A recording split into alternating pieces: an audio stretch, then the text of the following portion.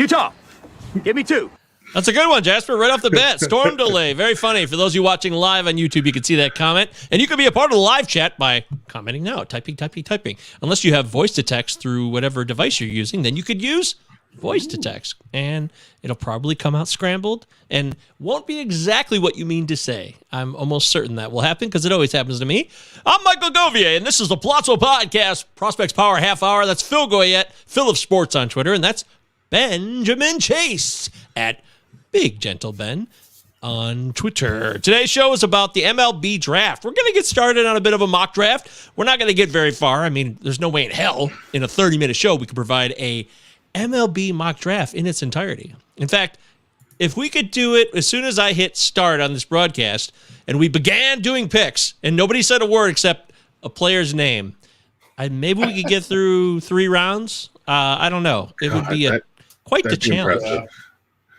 That would be impressive. But what we're going to do is we're going to set the table. The draft is in a couple weeks, 2 weeks, right? 2 weeks from yesterday, I believe it'll end because it starts Sunday, on the 17th, which is Sunday night of the All-Star weekend. Yep. And then, we have a few comments here real quick. Christian believes in us. Thank you very much. Appreciate it. He dies, show it's Boeing. There it is, Joe.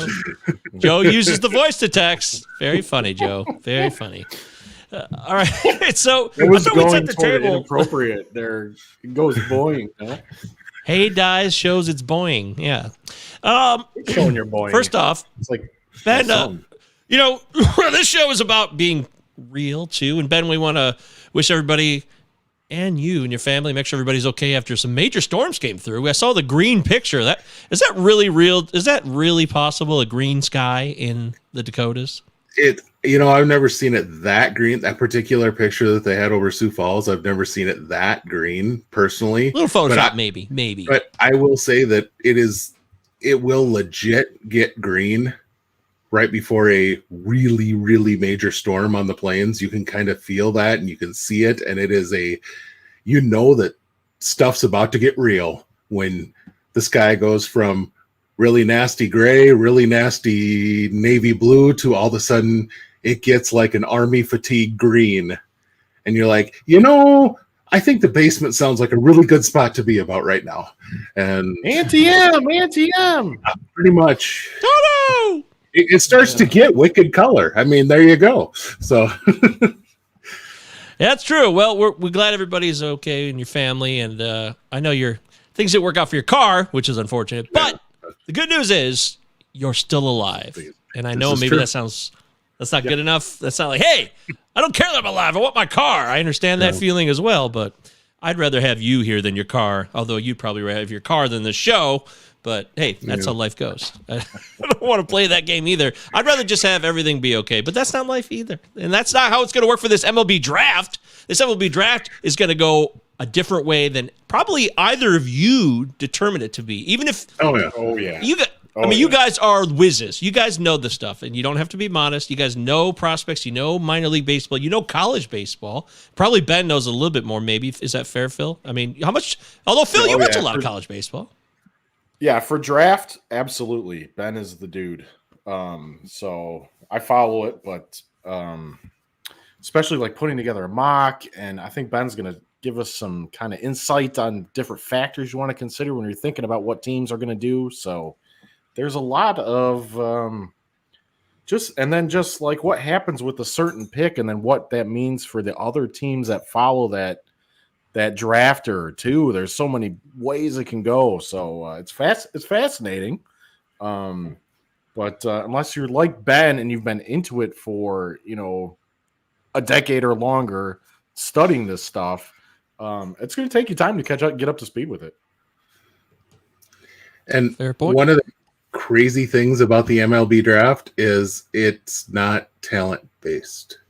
That's the really crap. I mean, we just saw the NBA draft, a week ago, 2 weeks ago, whatever it was. So NBA draft almost entirely is on talent and fit with your current club, because that NBA player is going to almost immediately start playing for the current MLB or current pro club. These MLB players that are being drafted, the Orioles almost certainly drafting number 1, don't expect to see their player until 2025 at the soonest. You know, they're drafting a guy that they don't expect to have significant contributions from until the second half of this decade. That's the difference in these drafts. And there is the big difference in the entirety of the pool. The way that the pool is set up changes a lot of how drafting is done. And you'll see that right away at the top of the draft because the Rangers have a lot smaller pool than everyone else drafting around them, which is going to change how they can draft at the very top of the draft. And the funny part is it changes their complete modality because as we talk about how certain teams draft, the Rangers are very much a team that like to go big after high upside, high tool type of guys, but you usually have to pay more for those guys, and especially to pay more for those kind of guys at number 3 overall. So unless they decide to go after someone who's ranked significantly lower and grab him and push him to number 3, they're probably going to go after someone who is maybe a college guy or maybe more of a high ceiling guy rather than a high upside guy, or a high floor guy rather than a high ceiling guy. And that's going to be really a big difference for what the Rangers normally do. So it's going to be an interesting thing to watch. But as you're putting these together now, I had some connections back in the day as I was doing mocks, and I would do a new mock every week. That took time, but you'd get to know certain people, you'd get to know certain tendencies for teams. And of course, every so often GMs change, all that stuff changes. But in general, you kind of get an idea of a club. Let's say they've got 3 picks. A good example might be the Rockies this year have 3 picks in the top 40 picks. If they're going to go, more than likely, they're going to try and make sure they at least get one big-time high school player, which they're going to probably have to put some big money into. Depending on how much they got to pay for that guy and who ends up being that guy, that could change what they do with those next 2 picks. So you and I can sit here and make up a mock draft, but I'm going to use an example here. Jackson Holliday in a lot of draft mock drafts right now is projected to go in the top 2 or 3. If for some reason he falls out of that, he wants enough money because he could go play for his dad at Oklahoma State. And so that's a pretty big pull. He's going to ask a lot of money. The Rockies are drafting 10th, but they have the money to perhaps pay him at number 10 that a lot of other teams don't. And then those next 2 picks that they have, they can pay a college guy that doesn't want as much money and be able to pull off a Jackson Holliday. So that could be exactly what they might do if a guy like that would start to slip down to number 10. So, I mean, there's lots of things like that end up coming into play that you can try to put together a really good mock and come nowhere near. Whereas at least in the NFL or NBA, you should have at least NFL trades blow crap up. NBA trades blow crap up. That's what blows crap up in a mock there. It's not the talent. You pretty much know the talent and who's the best left tackle that's available, the best quarterback that's available. And it's just a matter of putting the team that wants a quarterback into the right draft spot. With baseball, that's not at all the thing. It's everyone's in their slot. It's just a matter of how much are they willing to spend. So, fair point. One other thing that pops in my mind with that too is I don't think Baltimore or Arizona take Holiday at 1 or 2 unless they have a deal done. Yeah, I don't think they're going to blow that pick unless they know they're signing the kid, right? Yeah. And that's something that you and I were just not really going to know. You'd have to have some real inside baseball to be privy to that kind of information from somebody, you know what I mean? And if it was my org, I would actually be murdering somebody if that information came out. But I would not mind the information getting out that I want to get out. So I am always a little bit leery of people who do get some inside baseball from orgs. If they're just floating the company line that these orgs want to get out there because it works for them for something else they want to do, like it's subterfuge. So Yeah. What about Joe's comment here? Rockies get some college TJ arms on the cheap with that big money prep bet. And that'd be a way that they could definitely go. Yeah. That, or they push up a guy a college hitter that maybe a lot of folks thought, for me, one guy that a couple of guys that I looked at for possibly with the Rockies, they have a huge monstrous outfield. There's a lot of really good defense first type of hitters that have questionable bats that you can put into that organization and hope that they develop the hit tool, know that they're going to play great defense, and probably get them cheaper than you would expect at number 30, whatever that they're at later on, because those guys were kind of expecting to go in the second or third round. So they're really happy to get, $1 million under slot, which might be a $2 million slot. It might be $2 million instead of $3 million. They're excited to get that because they were expecting to get 1.1 million, so to give them 2 million, they're like, hey, that's more than I was hoping to go home with today. So, let's be excited. So, there's, that's a big difference for an organization like the Rockies. They could perhaps float that, use that money in order to save money to pay off that guy at 10. Yeah, there you go. Okay. Well, let's share the order, shall we? Just so everybody has an idea. Baltimore Orioles have the first pick. Arizona Diamondbacks, Rangers, Pirates, Nats. That's the top 5. And as you see on your screen, if you're listening to the podcast version, I'll continue forward. Marlins are 6th. The Cubs are 7th. The Twins are 8th. Royals at 9. And the Rockies are at 10. So that rounds out your top 10 there. I would just like to remind you all that what we're doing here is based on what these guys have looked up, the research they've done, their experiential knowledge. It's a combination of factors. Phil, what is your opinion of how you go about this process? If you could just share real quickly how you come about these picks. I look at players the org has taken in the past, if they have type. I look at, Ben mentioned the bonus pool. So where the bonus pool is at for them this year and whether that means it might make more sense for them to go with a college player in the first round. I look a little bit at what the organization might need. So I don't think Baltimore's taking a catcher first overall because they've done that recently. There are some nice late first round catchers, but it's kind of, they also have to fit with the org, that type of thing.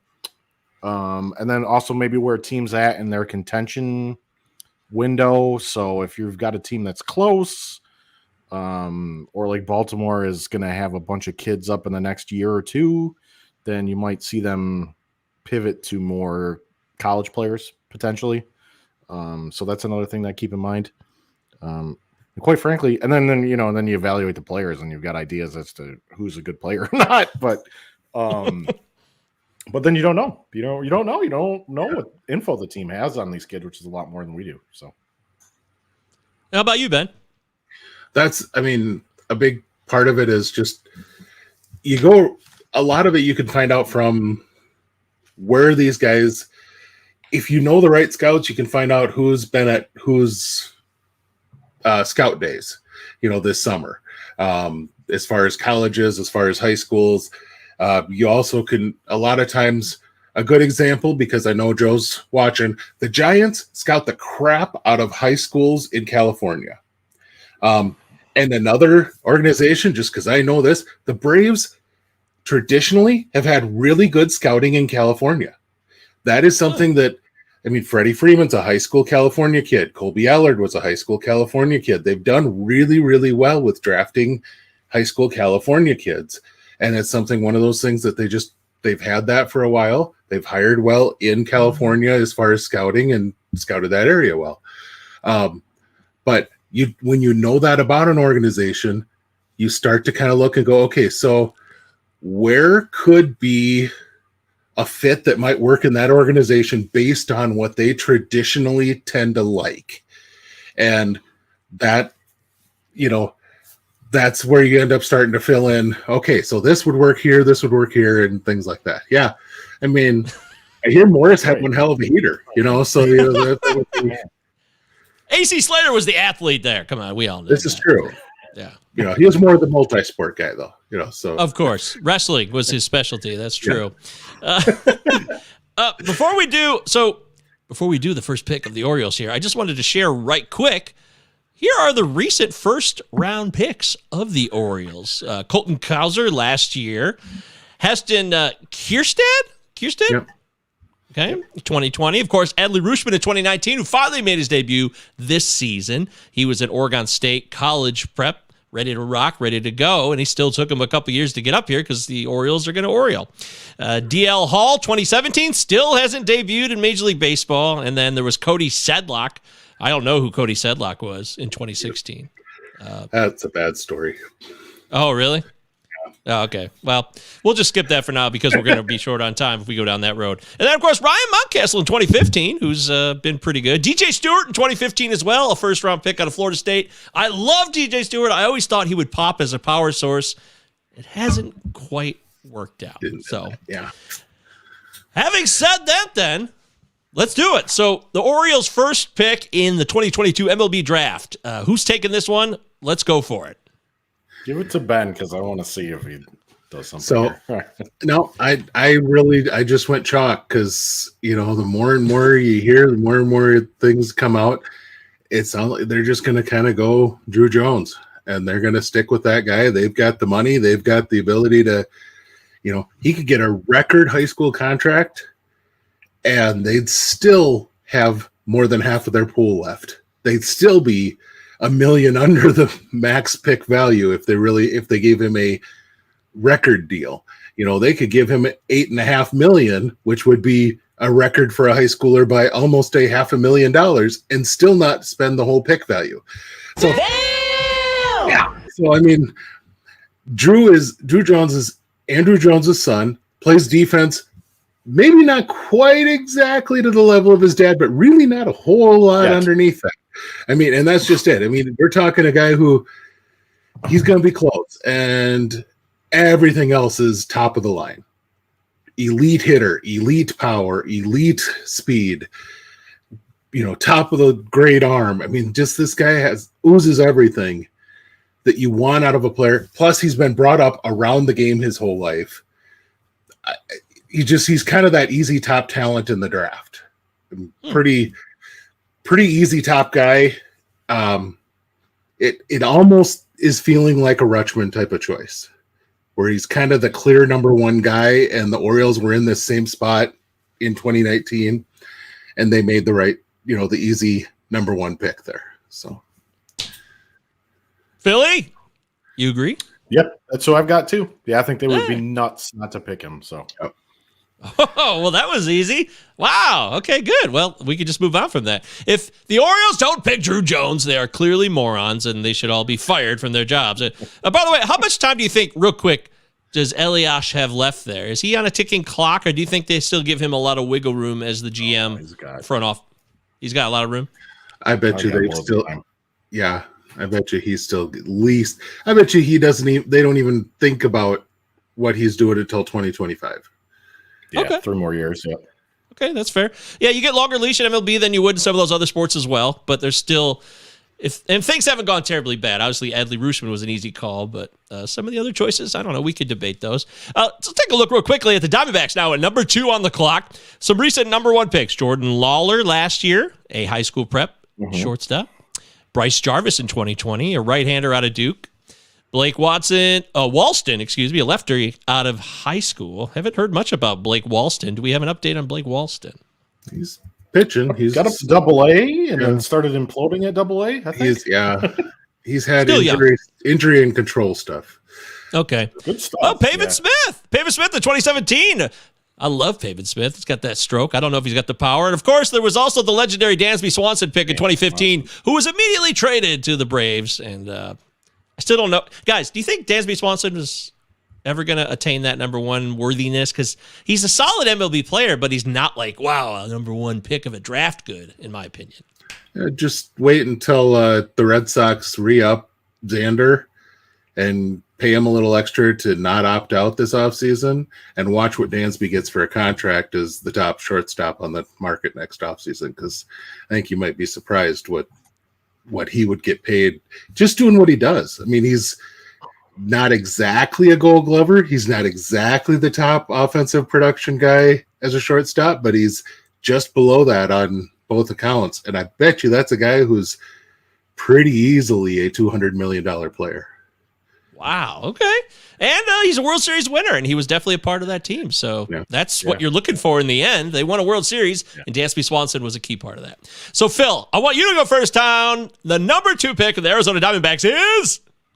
I have them taking Elijah Green, prep outfielder from IMG Academy in Florida.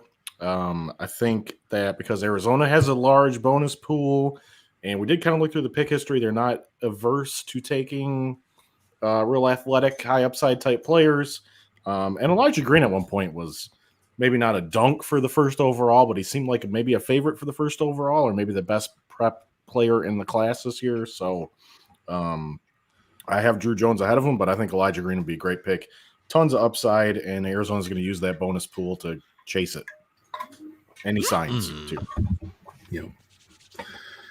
And he was definitely in consideration. I ended up going Tamar Johnson, who I think is after the combine that they had.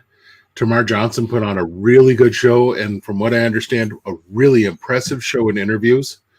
That was one thing that came out of the Pipeline podcast after that, is how impressive he was speaking to everyone across the league. Everyone raved about talking with Tamar Johnson. And he's already a guy who was an easy top 5 pick. And then if he impresses you personality-wise, in all seriousness, that got me wondering, boy, could the Orioles decide to go goofy? And if they thought Tamar Johnson could get to the majors in 2 years as a high school kid, they might play around with that. But I don't think that they're going to dink around with that. They'll take the top talent. But Tamar is a guy who I think he's stuck at second base. I don't know that he's a shortstop. I don't know that he's a third baseman, but you're talking a guy who could hit 330 at second base. I mean, Jeff Kent type of numbers. That's a guy you'd take all day long. If you can get that in Arizona, that's a pretty darn nice piece to get. Okay. We're moving along here now on the Plaza Podcast Prospects Power Half Hour, 30 minutes or less. Utah. Follow us on Twitter. Give me Plaza 2. Podcast, 2 L's, 2 Z's. Next up is the Texas Rangers at number 3 on the clock. And the Rangers have some fun talent that they've acquired actually through trades, which we've discussed previously on the show, especially with the Yankees. Josh Smith, Ezekiel Duran have showed up. It's been interesting. They unfortunately had the injury with Josh Young. He's missed this year so far, but his brother is in this draft as well. I don't know if we'll get to him today or not. Recent first-round picks. Of course, there was Mr. Leiter last year. He was a consensus Jack Leiter.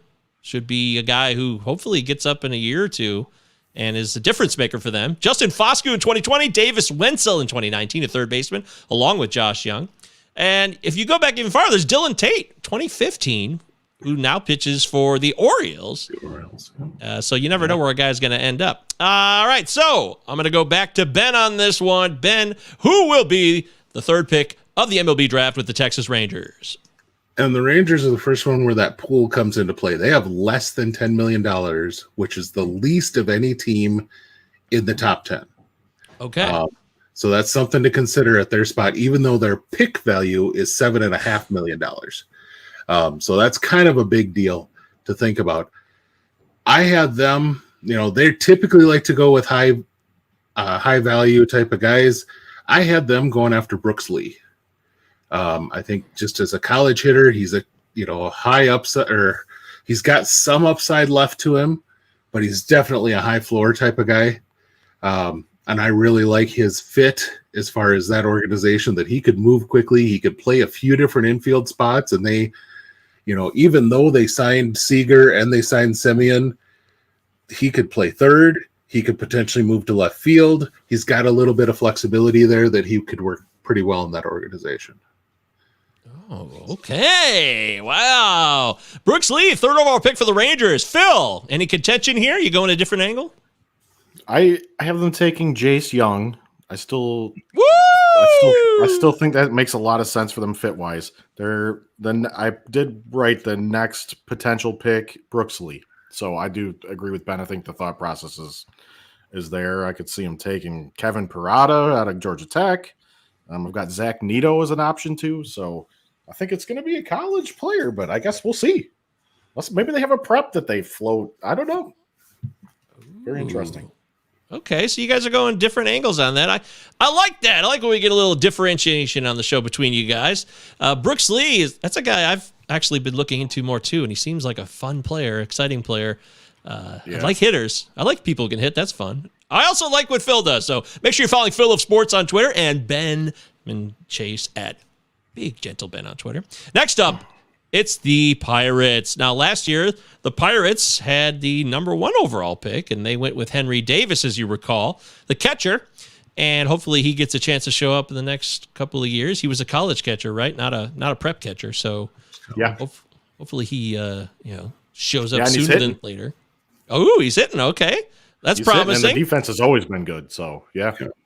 And, there was some recent buzz about the Pirates and their previous regime run by, a guy who shall not be named. But there was a Prover prospect. I can't remember. I think it was something Kramer. You guys remember this on Twitter? Kevin Kramer. Yeah. Thank you. And he said, maybe they didn't have the best development going on during that. And now there's a new regime that's taken over. That's Ben Cherington and company. So Nick Gonzalez was picked 2 years ago. I really like Nick Gonzalez. I thought he was an interesting hitter, but he's hurt now too, I believe. And then he's hit when he's been. He can hit. He has hit. He has hit. And then, of course, there's Shane Baz there in 2017. I know Pirates fans right now are like, why are you bringing this up? Why? So let's go back to, are we going to Phil? I've lost where we are now. Yeah. Is it Phil's turn? All right, Phil, who is going to be the 4th overall pick of the Pittsburgh Pirates? I have the Pirates taking a big swing and taking Jackson Holiday. They have a ton of talent in their system right now, and then Holiday maybe is going to be like the crowning piece if they can get him signed. So I don't think they pass it up if they can get him there. That being said, like Ben said, there's no guarantee that anybody's going to sign this kid necessarily. So this could already kind of start going sideways with Pittsburgh's pick. I think if they don't sign him, they go with another prep. Maybe Termar, Cam Collier, maybe Brock Porter, the pitcher out of Michigan, if they think he's the best prep pitcher in the draft. So Dylan Lesko. Benjamin, Pirates. The guy that they keep getting tied to is actually Cam Collier, and they've apparently had a number of guys sitting on him at Cape Cod League, and so they're watching him pretty heavy. They had people.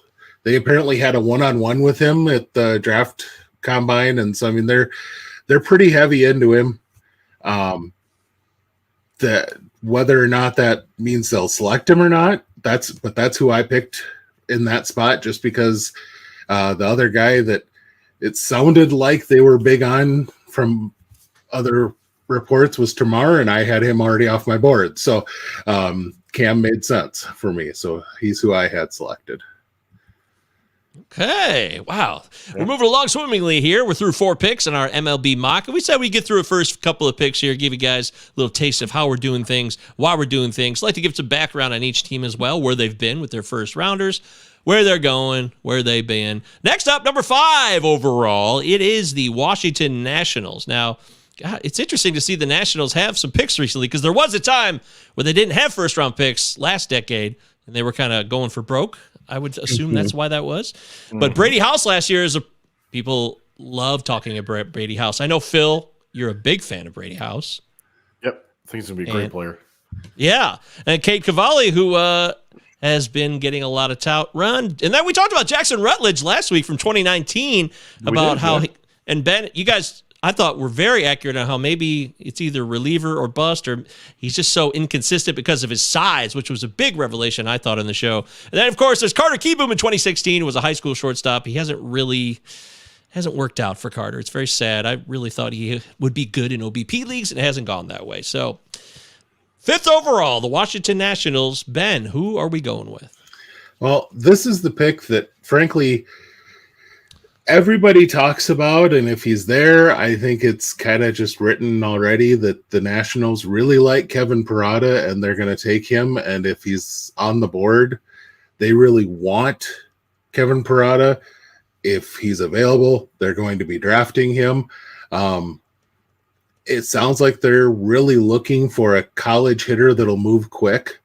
But here's the other thing that is kind of floated a little bit recently is they're really looking for quick moving talent, regardless of bat or arm. And the way that was floated is they would be possibly the first market for Kumar Rocker, which is why I thought, that could be very intriguing to have him eschew the Mets and end up going even higher by going to the Nationals at 5. That could be a very interesting development.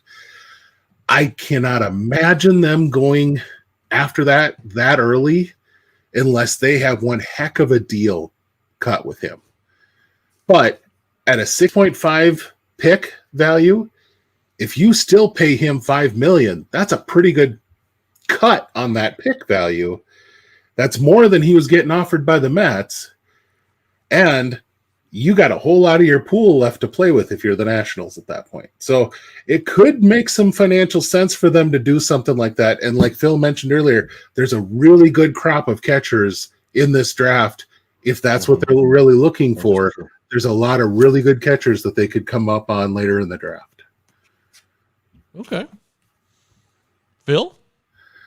I've got him taking Parada as well because that's what I'd seen. So, and then my notes are it's a tricky one. So I didn't think of Kumar Rocker. That's a very interesting idea. The Nats, you can see from their pick history, are not opposed to taking, maybe a weird pick. Yeah. And they like guys with like big time upside. Like Denenberg's always been hurt, but he was a big two-way prep player that had just loads oozing upside. So I don't know. Kumar Rocker makes a lot of sense too. Jay, we are not doing the whole first round. I do see we've had a lot of comments in here, and we have a lot of viewers today, so there's definitely a big interest in this. Maybe next week we will continue this for next week. I think that's safe to say, and maybe we'll go a little bit longer. Maybe we'll put aside some more time. We'll start earlier because Phil's in Ireland, so it's already getting late on Phil's time. But you guys really seem to be into this, and we want to please you if we can. I wanted at you real quickly. The Kumar Rocker rumors that are coming up now are that some teams are going to draft him and use him right away because they feel he's more ready to be a relief pitcher for them, for teams in the stretch runs, which would probably imply teams in the, well, at least teams involved in a playoff run. One is the Blue Jays, I've heard recently. Anybody want to comment on this? Think it's a reality or not? I actually heard that in regards to a team that, if we'd stick around and finish out the top 10, there's one that would be to be mentioned, and that'd be the Twins. That's one that has come up because they originally just tried to do this with one of their top pitching prospects in Jordan Balazovic, and he has really struggled in converting into shorter outings. Just trying to do that has not worked so well with him. So they've pushed him back to the rotation, and he still has struggled. But that's a whole nother deal. But the move to bring in Rocker. I think he means Kumar Rocker there. I don't know why the hell the Mets would do that again. I cannot imagine them doing that. Honest to goodness, that would be hilarious. But the Twins taking him would be a very interesting thing. Although, they normally, you hear them with bats. There's definitely a need for an arm in that organization right now. And their scout, they really would like to get a Luis Castillo or someone in the trade market to the Twins. But boy, if you could plug in a Kumar Rocker into that bullpen that could go 2 innings, and you have someone like Duran in the back of that bullpen, and you have Griffin Jackson in that bullpen, you got some guys that can give you a little bit of length in that bullpen where you could start a guy, have him go 4, and start, as soon as he's struggling at all, you can throw guys out there. That might be your plan. That could be what you do. So I don't know, that would make some sense. Also, the Twins have, I think at least, they have a couple of name pieces. So, you don't think of maybe others don't think of their system as that deep, but they got Austin Martin, they've got Simeon Woods Richardson. These are name commodities. Now, they might mean less in real circles and actual GM circles, but they have the pieces to be able to make a trade for a guy like Castillo and other possible pitching. They have some prospect depth, and they've got some guys that can play in different spots on the diamond, like Miranda or Arias, to cover stuff. So the Twins don't really have a lot of top 100 guys. But if you would expand your list to 200 or 250, there'd be a lot of Twins in that next 100 to 150 that you'd put on there. They've got a lot of depth in that type of prospect. And that's exactly where I think you'd find, as far as when they get into the trade market this summer, they're going to be big players if they want to be. But that's going to be... That makes sense. I hate and I get that, Phil, but I mean, it's... The Central this year is going to be Ozzy used to call them the Piranhas, right? Because that's what they were. Right now, as we speak, going into the 9th, game's tied at 8 with the White Sox. My son and I were watching before we hopped on the podcast. The game was tied at 1, tied at 3, tied at 5, and now tied at 8 apiece. So they just can't. And they took it to him last night. Just as long as the White Sox don't run into another 8-5 triple play again, can't get out their own way. And our bats it's never happened. White Sox bats woke up, and the pitching didn't come through this series. So, and he lost Jake Burger recently too. I want is the Twins getting Kamar Rocker, because I thought maybe foolishly he was capable of pitching in the bigs last year. I thought he was composed enough. His stuff was good enough. He had enough command and enough to his repertoire. He might not have been overpowering everybody, but he could have handled like a swingman even type role, like Ben said, or even start a few games for a contender down the stretch. So I think he's a very good pitcher. We had so many questions too from the channel, the podcast. We have the Discord where we have our podcast questions for the show. There's like so much that we wanted to talk about from there and others in the live chat. So we owe you guys some more. Next week, I think we'll do a live, longer show next week if we can do it. We'll talk about it off air. Yeah, we'll try to make that happen for you guys. How about this one for the road, real quick? Tristan Casas or Max Meyer in Dynasty, guys? I mean, your overall value is always going to be the hitter. But, man, You're talking to the wrong guy here, because I'm notorious as about the biggest Max Meyer homer there is. So I think I might have. There might be maybe. Casas is valuable, obviously, and he's a hitter, but he's also first baseman. Yeah, and those guys always are just falling out of the woodwork, man. Like, there's always a Jesus Aguilar or somebody that comes out of out of Old Dominion and wasn't really Luke Voigt gets moved in a 40-man crunch to the Yankees, and then he's like a top 5 first baseman for fantasy. So, yep. I don't know. Fair. Max Meyer, if he's as special as he could be, he's irreplaceable in fantasy. So. I mean, Meyer to me is the guy who he's either a frontline starter or he's an elite closer. I really don't know that he's a mid-rotation guy. He's that type of a starter that he's either a frontline guy, or if he's not able to make it as a starter, he's moved into the bullpen. And he's going to be an elite bullpen piece. So, that's the problem, though, is with a pitcher, you always have the third option is he blows up and he never is anything. So, that's always that option there as a pitcher, which always kind of stinks as that's there. Yeah. So can we answer the question from Bob Dole? Bob Dole 96. That was a really good question. That was a really good question. And I will, if whoever is taken to different organizations and whether that matters, depending on what organization they're taken by. What I'll tell you is it really, in general, no. But if you get certain players into certain organizations, a high school player in most organizations, it's really not going to matter. In general, most high school players, it's really not going to matter what organization they are in. A high school pitcher in the Devil Rays. Oh my goodness, it's 1998 all over They again. wore those recently. They wore them recently. They look great. Let's get Wade Boggs out there. There we go. But a high school pitcher in the Rays system is almost always going to be at least a 4-year track. You can just, no matter how good he pitches, How they work. Yeah. he's going to be a 4-year track. He's not going to get to the majors before 4 years after he's drafted, just because they take everything one level at a time with their high school kids. College players get moved a lot faster in certain organizations, and they're willing to move mid-season a lot faster. Certain organizations do a lot better developing certain types of players. I would be a lot happier if I saw, let's say, a college pitcher that had really raw, excellent stuff, but just needed to refine it, show up in the Dodgers system. I mean, that's Walker Buehler. He was raw. He got hurt when he was at Vanderbilt. He got hurt, and they took him and turned him into what he became.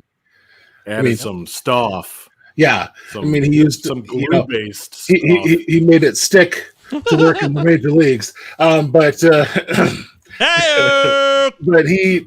that's really the type of guy that, or the Indians have a really good track record with guys who have elite command and a good fastball, but they have a really good breaking stuff, and they have really good command and really good breaking stuff. They know how to work with those guys to build up that last tick or two of velocity to make them a major league pitcher. It's certain guys, certain profiles that if you watch, you can see that they're going to be good. But in general, no, it doesn't matter. But you learn over time that there's a couple, it's profile based with certain teams. That's, I guess, the best answer to put there. Okay. Wow. Well, Thank you so much for that, Bob Dole, whoever you are in real life. He's a regular inside the Palazzo Podcast Discord. Bob Dole said, Bob Dole likes the Dodgers pitching prospects. One of my favorite SNL skits is the Bob Dole, Well, I never. Yeah. God, that was so funny. Norm Macdonald was the best doing that. And I never knew that he would die just right after Bob Dole died, by the way, which is bizarre. Bob Dole died last year. Bob Dole died, and Norm died this year. Or was it last year Norm died? Shit. Time flies. It's very recent. I know that. So. And then we lose Bob Saget right after him. Yeah. Not too much after. Who directed Dirty Work, which is a great movie featuring Norm Artie Macdonald. Lang's still alive out of anybody on that movie, right? What the heck? That's right. We said that before on the show. I think Phil brought that up. It's kind of bizarre how life works. You never know. All right, there it is. I'm sorry we didn't get to more picks. On that note. Hey, all right. So, sorry we didn't get to more picks today. We got through the first 5, and we were going to take our time with this. We weren't, like I said at the top of the show, we weren't doing an entire MLB mock draft. We were hoping to get through 10. We always have high hopes. We didn't quite get there, but we will do more next week. We'll pick up with pick 6 next week, which is the Marlins, the Miami Marlins, who will be on the clock, who have a lot of interesting talent. And where they will go, well, you'll have to tune in to find out. We'll try to pound through more, and we'll be more expedient. We'll just dive right into it next week, and maybe we'll go a little bit longer than the 30 minutes that we usually do, especially since the draft will be after that. It'll be our last chance to get it all on the record. It would be kind of nice if we could get through the whole first round or close to it, and we'll try to do our best with that. But in the meantime, Palazzo Podcast on Twitter, 2 L's, 2 Z's. Please follow there. The Discord link is free, and that's where you can ask questions in the meantime when we're not on the air about the draft and other prospects and redraft, everything. We do it all. Phil Goyette on Twitter is Phil of Sports. Benjamin Chase on Twitter is Big Gentle Ben. Very easy follows. These guys are super underrated. I know the people who watch the show regularly are following them, but if you're a newcomer today, you're not following either of these two guys on Twitter. You're doing yourself a disservice if you play Dynasty Baseball or you're into minor league baseball prospects. Do it. Do it now. Come on. What are you waiting for? Yeah, I know. That's what I'm always saying. Oh, yeah. Yeah, I know it's what you're always saying. Someone's got to do that work around here. So make sure you follow them. MJ Govier for me if you want to hear me say something stupid or weird. And then that's it. Thanks so much for listening, for watching. Subscribe to the YouTube. We'll catch you guys next week right here, 5 p.m. Eastern, Wednesday.